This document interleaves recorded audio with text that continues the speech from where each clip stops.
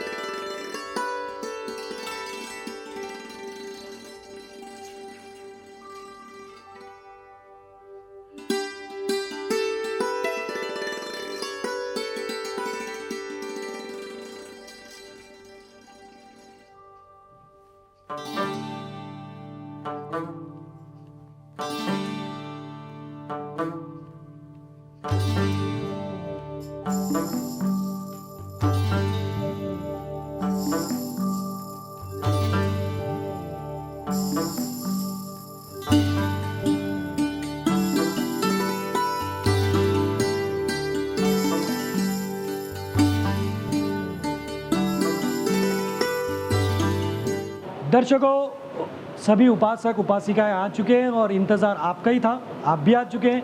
तो वक्त है सबके साथ मिलकर त्रिशरण पंचशील ग्रहण करने का। भंते जी मौजूद हैं तो हम सब इनको याचना करेंगे और वो हमको त्रिशरण पंचशील देंगे, जिसे हम आप सबके साथ मिलकर ग्रहण करेंगे।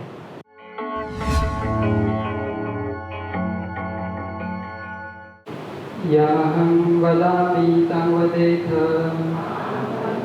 नमो तस्स भगवतो अरहतो सम्मा सम्बुद्धस्स।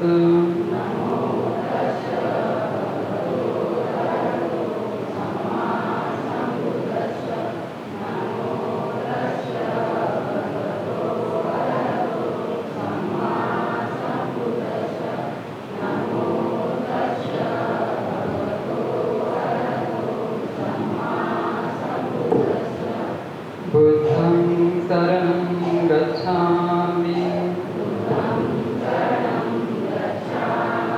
धम्मं शरणं गच्छामि। पानातिपाता वेरमणि सिक्खापदं समादयामि।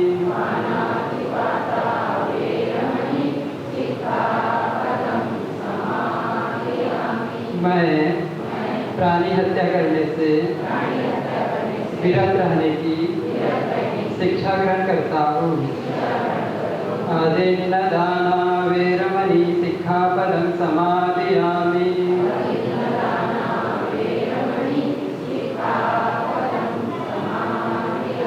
मैं चोरी करने से विरत रहने की शिक्षा ग्रहण करता हूँ।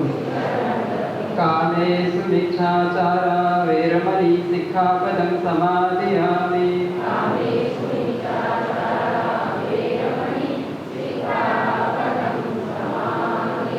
मैं व्यभिचार करने से विरत रहने की शिक्षा ग्रहण करता हूँ। मूसावादा वेरमणि सिक्खापदं समादयामि।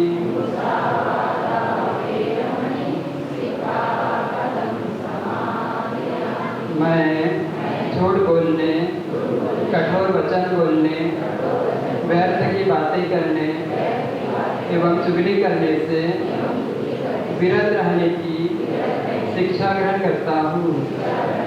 सूरामेरय मच्छपमादधाना वेरमणि सिक्खापदं समादयामि।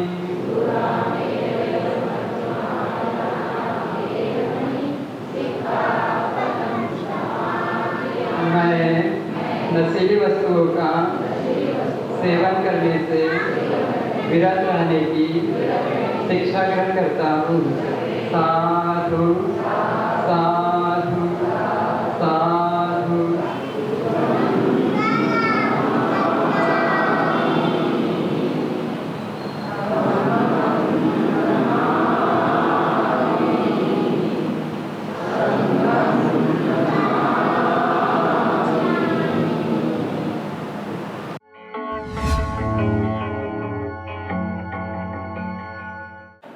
मैं रामजी रंगारी, बुद्ध विहार का सदस्य। बुद्ध विहार का इतिहास जो है 1969 से शुरू हुआ है। 1969 में जो है बुद्ध विहार जहाँ ये है वो एक सब कुछ एक खाली ज़मीन थी। यहाँ पर हमारे कुछ लोग रहते थे। उनके मन में आया, 5-6 लोग आपस में बैठ कर के विचार करने लगे कि भाई हमको भी यहाँ पर एक बुद्ध विहार बनाना है। और यह बात जो है उन लोगों के मन में आई और उन लोगों ने ये प्रतिज्ञा कर ली कि हम लोग को ये काम करना ही है किसी भी हालत से। उन लोगों ने पूरे मोहल्ले में, पूरे शहर में घूम घूम के अपने लोगों का परिचय लेते रहे, अपने लोगों को बताते रहे कि हमें यह बुद्ध विहार बनाना है, उसके लिए आप लोगों को संगठित होना है। और ये जो है संगठित करने का काम जो है 3 साल तक करते हैं, लोगों को जोड़ने का। और लोग जोड़ने के पश्चात जो है इन्होंने एक समिति का निर्माण किया, बुद्ध विहार समिति। उस समिति में ज़्यादा लोग नहीं थे, कुछ ही लोग थे।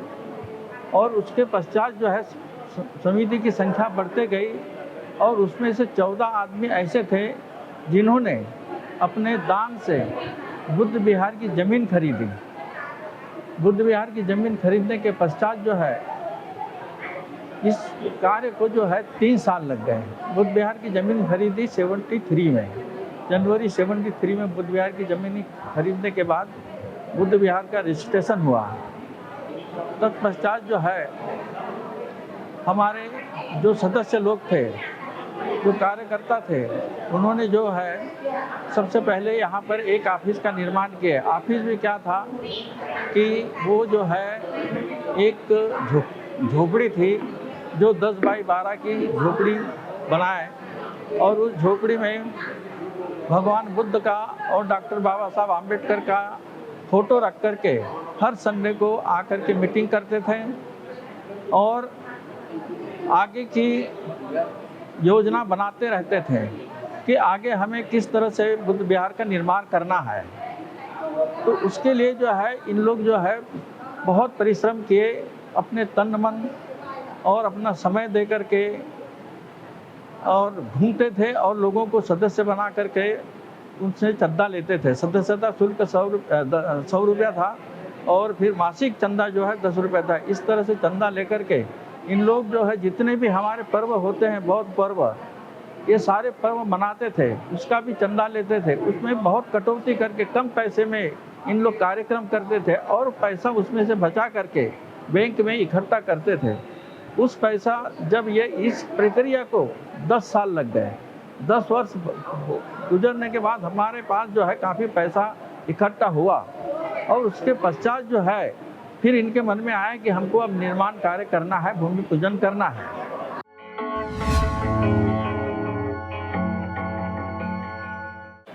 बुद्ध विहार का इतिहास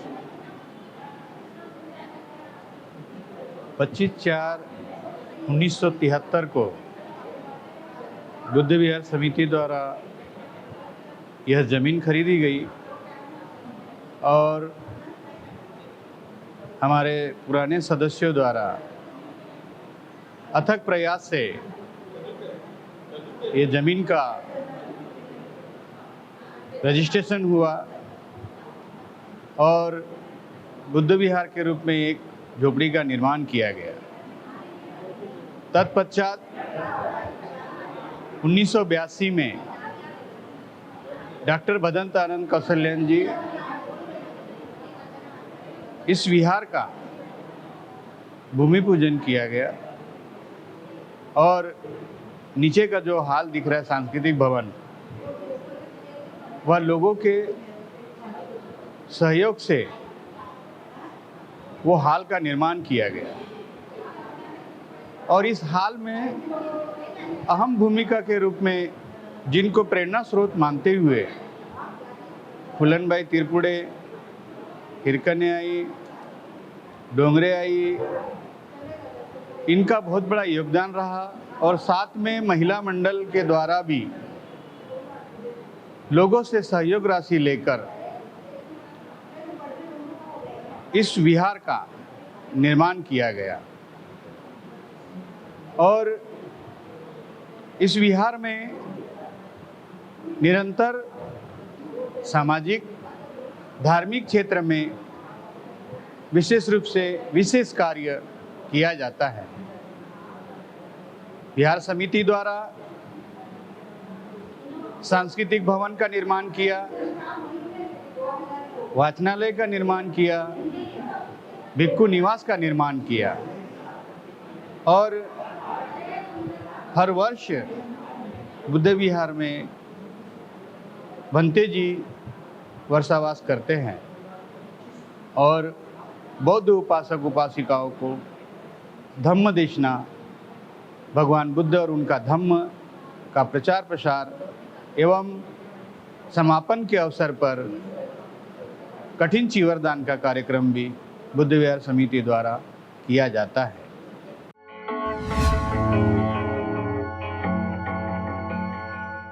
मैं अशोक मड़ामे, बौद्ध विहार सचिव। 17/1/1973 को बायलाज बना। बायलाज के कुछ उद्देश्य थे। पहला था बौद्ध विहार का निर्माण, उसका कराया गया। उसके पश्चात वाचनालय का निर्माण कराया गया। वाचनालय का नाम बाबा साहब डॉक्टर भीमराव वाचनालय रखा गया। उसके पश्चात भिक्खु निवास, भिक्खु जो आते हैं उनको रहने के लिए, ठहरने के लिए भिक्खु निवास का बनाया गया। जो गरीब विद्यार्थी छात्र जो पढ़ने वाले हैं उनको पढ़ाई में योगदान दिया जाता है। जो गरीब समाज का व्यक्ति मृत्यु हो जाती है उसको भी बुद्ध विहार की तरफ से सहयोग राशि दी जाती है।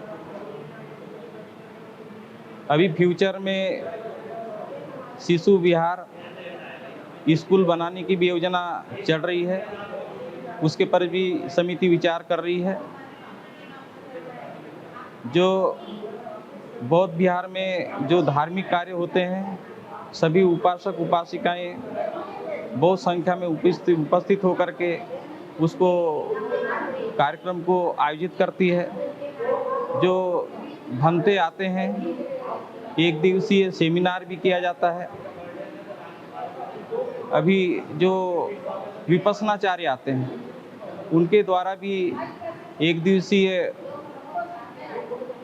विपस्सना का कार्यशाला किया जाता है। हमारा जो उद्देश्य है बुद्ध विहार के माध्यम से डॉक्टर बाबा साहब आम्बेडकर के मिशन को आगे बढ़ाना एवं जो विहार बना है, विहार का उद्देश्य है कि सभी को धम्म का प्रचार प्रसार करना। भगवान बुद्ध ने कहा है सब दानम धम्म दानम जिनाती है, उसी पर बौद्ध विहार समिति कार्य कर रही है। एक संदेश है समाज के लिए, फूंक दो बिगुल का क्रांति का, अब आम्बेडकरवाद जाग जाए, उठाकर ध्वज नीला हाथ में समता के दीपक जलाए, मिटा दो हर भेद को जो इंसानियत के सामने आए, जो बिखरे हुए हैं आज कारवां संगठित उनका नजर आए, न शिकवा हो आप में और न गिला हो कोई, लग कर गले दिखा दे कि अब मिशन मिला है कोई। जय भीम लिख दो हर घर पर कि यह सुंद छटती जाए, दिखा दो ताकत अपनी तुम की, वो बुरी नज़र वाले देखने से कतराए।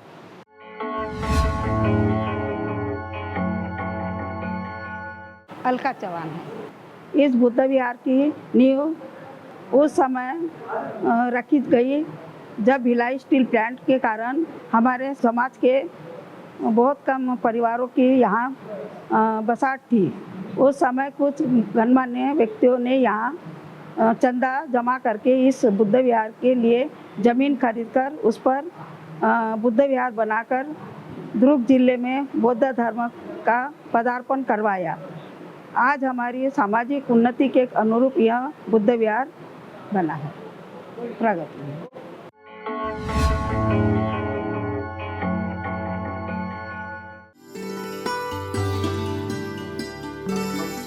दर्शकों, ये खूबसूरत सी जो प्यारी सी रंगोली आप देख रहे हैं, ये स्पेशल एपिसोड के लिए स्पेशल निकाली थी और जिन्होंने निकाली थी वो ये सारी की सारी उपासिकाएं यहाँ पे मौजूद है। मैं यहाँ बैठ जाता हूँ और हमेशा की तरह मैं जो भी ऐसी रंगोलियाँ निकालते हैं उन सबको साधुवाद कहता हूँ आवाज़ इंडिया टीवी अपना बिहार की तरफ से, और ये इसी तरह अच्छे धम्म कार्य करती रहेंगी, इस तरह की इनसे कामना भी करता हूँ। जय भीम।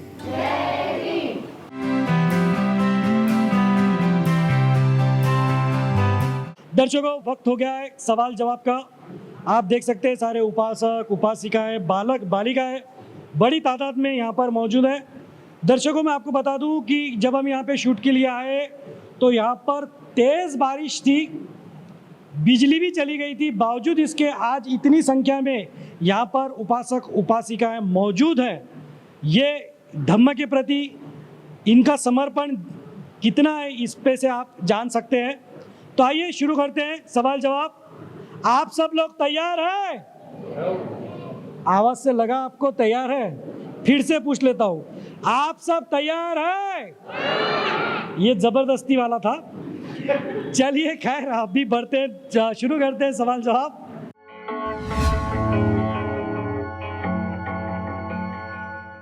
मेरा पहला सवाल पंचशील से जुड़ा हुआ है। आदिन्न दाना वेर मणि सिक्खा पदंग समाधियामी, इसका मतलब क्या है? कौन बताता? हाथ ऊपर कीजिए। एक हाथ ऊपर हुआ, आ जाइए। अभी भंते जी ने ही हमको पूरा बताया है, लेकिन अपने पास पता नहीं है। जय भीम। आपका परिचय दें। मैं खुशबू मिश्रा। बताइए क्या जवाब है? मैं प्राणी हत्या करने से विरत रहने की। नहीं, गलत जवाब हो गया है। और कोई आ जाए साहब। जय भीम। जय भीम सर। आपका परिचय दीजिए। ज्ञानू बागड़े जी बताइए, आदिन्न दाना वेर मणि सिक्खा पदंग समाधियामी, इसका मतलब क्या होता है? मैं चोरी करने से विरत रहने की प्रतिज्ञा करता हूँ। बड़ी उम्मीद थी सर आप सही जवाब देंगे, लेकिन आपने जो जवाब दिया वो तो गलत हो गया है। ऐसा मैं बिल्कुल नहीं बोलूंगा। बिल्कुल सही जवाब है, जोरदार तालियां। मैं चोरी करने से अलिप्त रहने की शिक्षा ग्रहण करता हूँ। विडंबना ये है कि हम ग्रहण तो कर लेते, लेकिन हमको पता ही नहीं कि हम क्या ग्रहण कर रहे हैं। सालों से हम पंचशील बोलते आ रहे हैं, लेकिन हम उसका मतलब ही नहीं जानते। मतलब नहीं जानेंगे तो फिर उसको हम आचरण में लाएंगे कैसे? यहाँ पे तो अच्छी बात है कि भंते जी उसका अर्थ भी बताते हैं। फिर भी मैंने सवाल किया इसलिए कि मेरे को पता चलना चाहिए कि कितना आप ग्रहण कर रहे हैं, लेकिन अपन ने इधर से उधर शुरू करके रखा हुआ है। चलिए ठीक है, बढ़ते आगे। अगला सवाल ये है, सूर्य पुत्र किन्हें कहा जाता था, उनका असली नाम क्या है और वो कौन थे? आ जाए। जय भीम। जय भीम। आपका परिचय दें। अशोक मड़ामी। बोले जवाब। सूर्यपुत्र बाबा साहब डॉक्टर भीमराव अंबेडकर जी को कहा जाता है। नहीं साहब, वो तो खुद सूर्य थे साहब। बैठिए, आ जाइए। आपने भी हाथ ऊपर किया था। आइए देखते हैं जवाब क्या आता है, मालूम तो पड़े। जय भीम। आपका परिचय दें। उर्मिला डोंगरे। जी बताएं क्या जवाब है? भीमराव।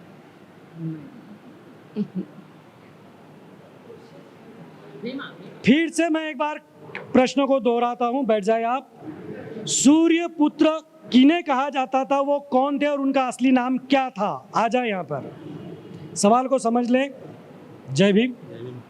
आपका परिचय दें। राजकुमार फुले। जी बताएं साहब क्या जवाब है? महात्मा ज्योतिराव फुले। नहीं साहब, वो क्रांति सूर्य थे। बैठ जाएं। चलिए, कोई जवाब नहीं आया है, मैं ही जवाब दे देता हूँ। कोशिश करना है आपको। आ जाइए, ट्राई करने में क्या हरकत है। जय भीम। जय भीम। आपका परिचय दें। संगीता मिश्रा। जी बताएं क्या जवाब है। जी, सूर्यपुत्र तो डॉक्टर बाबा साहब अम्बेडकर जी को बोला जाता था, उनके पिताजी।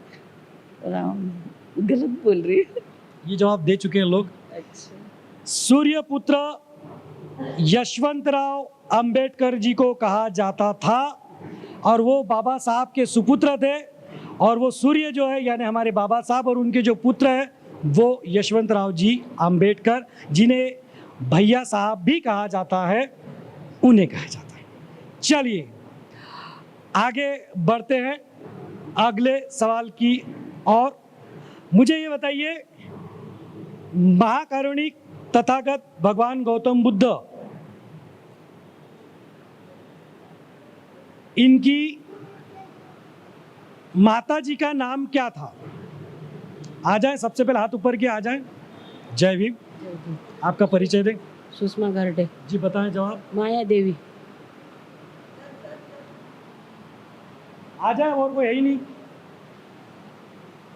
गौतम बुद्ध जी के माता जी का नाम। महामाया। महामाया बोल रहे भाई, बिल्कुल सही है, बिल्कुल सही है भाई, बोल रहे तो सही है। चलिए, गौतम बुद्ध, इनके पुत्र का नाम क्या था। नए लोगों को मौका मिलना चाहिए। जय भीम। आपका परिचय दें। उर्वेला मेश्राम। जी बताएं क्या जवाब है। राहुल। सही है क्या। अब सब बोल रहे तो सही है भाई, सही है, जोरदार तालियां। अब अंतिम सवाल की ओर आते हैं हम। बाबा साहब ने कहा था, मैंने हिंदू कहकर जन्म अवश्य लिया है लेकिन मैं हिंदू कहकर नहीं मरूंगा। ये घोषणा कौन से वर्ष में की थी। आइए भाई, अभी वो कोई हाथ ही नहीं ऊपर है। ये घोषणा की थी 1935 में।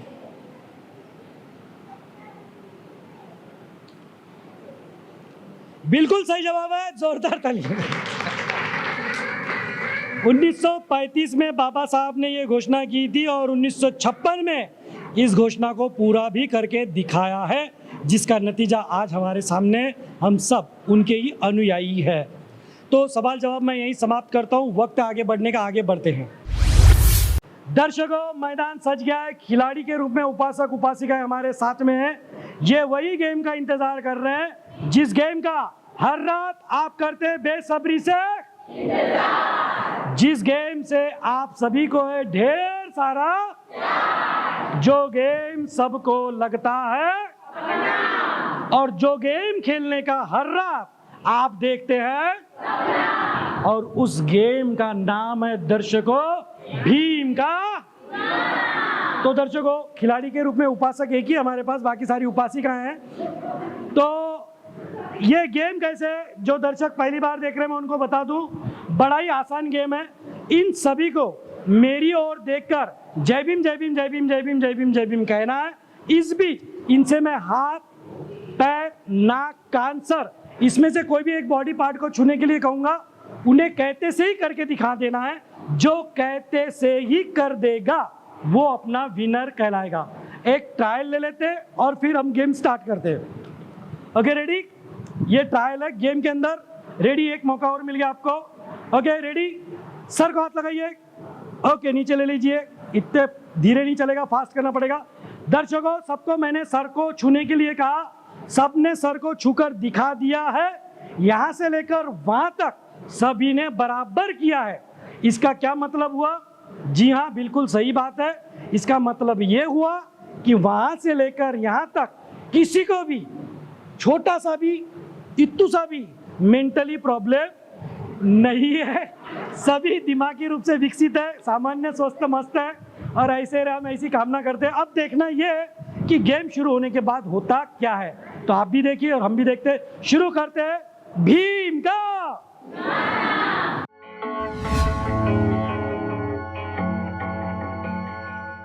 आपको मेरी तरफ देखकर जय भीम जय भीम जय भीम जय भीम जय भीम बोलना है और मैं जो बोलूं आपको करके दिखाना है। आप सबका समय शुरू होता है अब। हाथ फ्री करिए। पकड़िए पैर, पैर बोला और सबने हाथ पकड़े।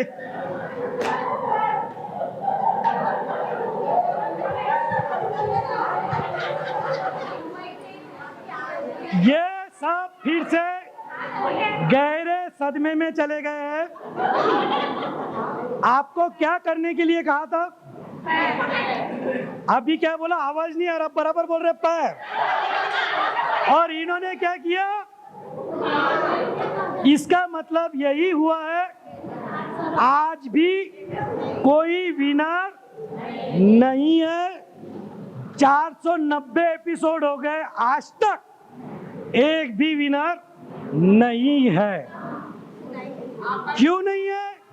क्योंकि जब जब हम जय भीम वाले जय भीम कहते हैं ना, तो ना कुछ दिखाई देता है ना कुछ सुनाई देता है।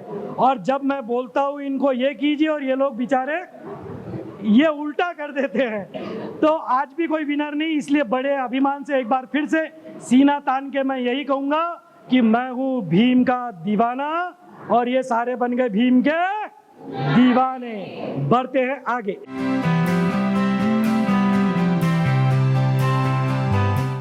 दर्शकों, शुरू कर रहे हैं वही गेम बच्चों के लिए जो बच्चों की एकाग्रता बढ़ाने के लिए शुरू किया है। इस वक्त बारिश की वजह से 4 ही बच्चे हमारे साथ में यहाँ पे मौजूद है और ये 4 ही बच्चों में हम गेम खेल रहे हैं। इनका दिल हम तोड़ना नहीं चाहते हैं। तो ये गेम का नाम है, क्या नाम है गेम का? हाँ हाँ हाँ, आ गया। इस गेम का नाम है Nagpur Kanpur. Okay okay okay. अब ये गेम कैसे मैं आपको बता दूं, बड़ा आसान गेम है। ऐसे खड़े रहना है, ऐसे करना है, फिर नीचे करना है, फिर ऐसे करना है, फिर नीचे करना है और यही चीज स्पीड से करनी है। अब ये बच्चे कैसे करते हैं आइए देखते हैं। Okay ready? आयो, ऐसे करो, नीचे करो, फिर ऐसे करो, नीचे करो, फास्ट फास्ट, जल्दी जल्दी जल्दी जल्दी, फास्ट जल्दी। इसका तो कानपुर ही चला रहा है। ये सुपरवाइजर, बिहार में एक आधा सुपरवाइजर मिल ही जाता है। ये अभी भी लगी हुई है, वो कंफ्यूज है नागपुर किधर और कानपुर किधर। इनको इन्हीं के हाल पर छोड़ते हैं। दर्शकों, वक्त है आगे बढ़ने का, आइए बढ़ते हैं आगे।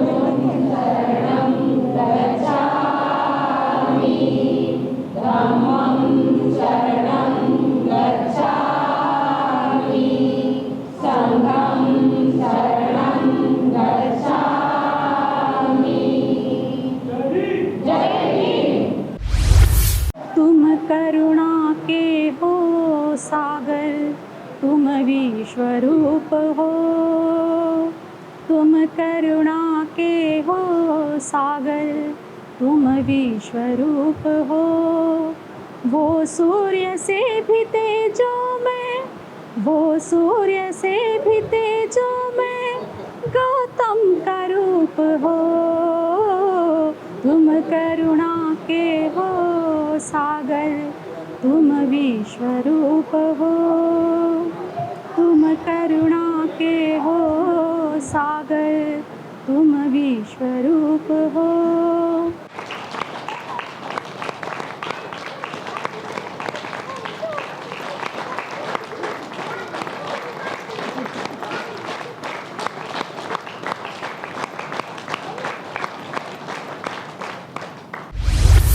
दर्शकों, वक्त हो गया वही शपथ दोहराने का जो हर विहार में हम लेते आए हैं। शपथ लेने के लिए सभी अपना हाथ इस तरह आगे करें और जो मैं कहता हूं मेरे साथ दोहराएं।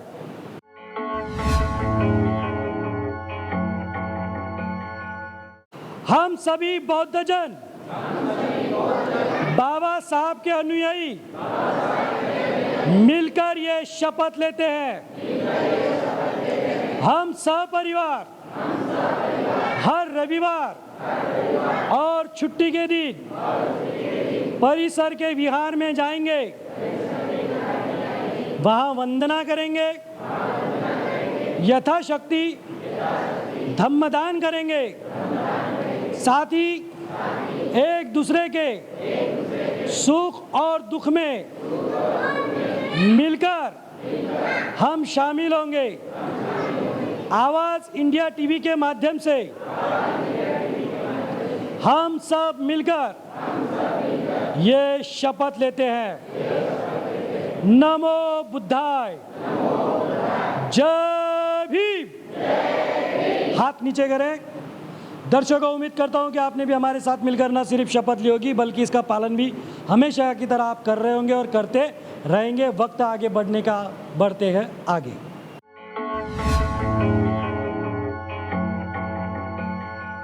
आवाज इंडिया टीवी को ऐड देकर हमने जिम्मेदारी निभाई, अब आपकी बारी।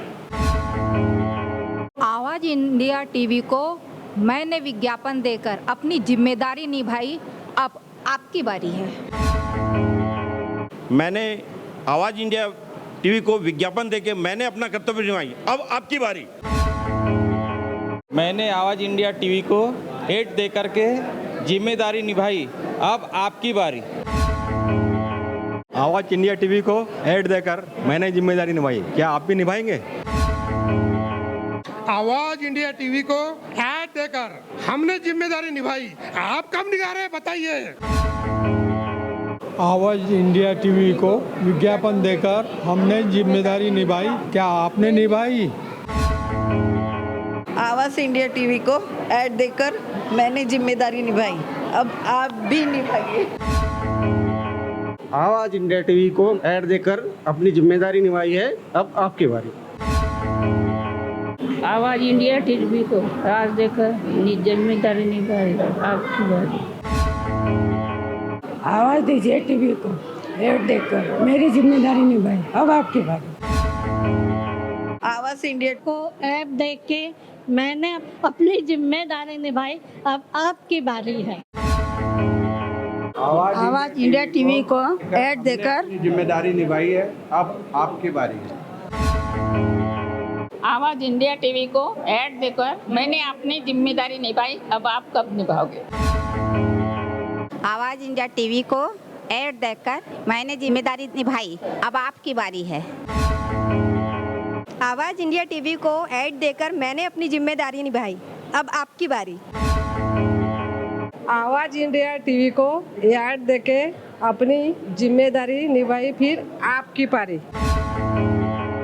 आवाज इंडिया टीवी को ऐड देकर हमने जिम्मेदारी निभाई, अब आपकी बारी।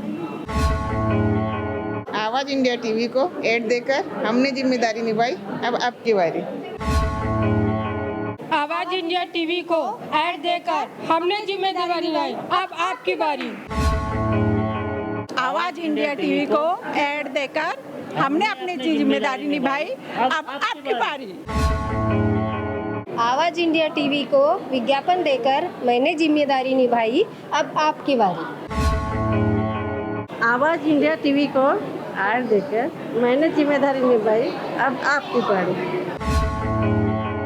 आवाज इंडिया टीवी को ऐड देकर मैंने अपनी जिम्मेदारी निभाई, अब आपकी बारी।